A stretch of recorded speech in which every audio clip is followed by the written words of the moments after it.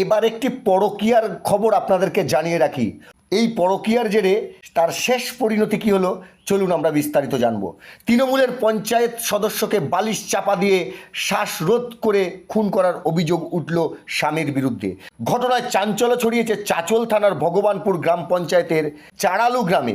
Police সূত্রে জানা গেছে মৃতার নাম বিলকিস বিবি, বয়স 38 বছর। তার স্বামী মুস্তাফিজুর রহমানকে আটক করেছে পুলিশ।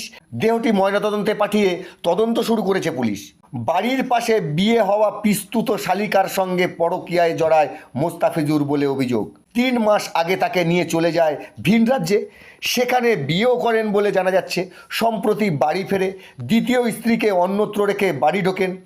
এরপর প্রথম পক্ষের স্ত্রীকে প্রচণ্ড পরিমাণে অত্যাচার করে মুস্তাফিজুর।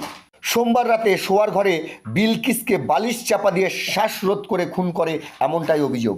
এই নিয়ে অভিযুক্ত জামাই সহ 4 জনের বিরুদ্ধে থানায় খুনের অভিযোগ জানিয়েছে মৃতার বাবা শাহাবুদ্দিন।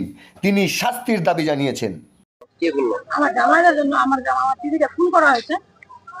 কিভাবে খুন করলো? স্ট্যান্ড চাপা দিয়ে। নিজে দেখলাম এগুলা সব কালো হয়ে গেছে, সব ভাত বেঁধে দিয়েছে। তো মারলো কেন? কি কারণে মারলো? কি জন্য মারলো? ওরা বিয়ে করেছে, পরকীয়া করে বিয়ে করেছে, তার জন্য। আমার দিদিকে দেখতে পাচ্ছি মারধর করছিল অনেকদিন থেকে, খুবই মারতো। তো এই যে বিয়ে নাকি অনেকদিন থেকে ও মেম্বার হবার আগে দেখতে মেম্বার হবার পর থেকে ওই একটা পরক্রিয়া করে বিয়ে করে নিয়েছে 2.5 মাস। কে হয়ে যার সঙ্গে বিয়ে হলো? তো ও নাই এখন গ্রামে নাই? গ্রামে আমি দেখেছিলাম রাত্রিবেলা 1টার দিকে এসেছিল বাড়িতে। জামাইয়ের কি পাওয়া গেছে? এখন খোঁজ পাওয়া গেছে? জামাই তো এসেছিল সঙ্গে।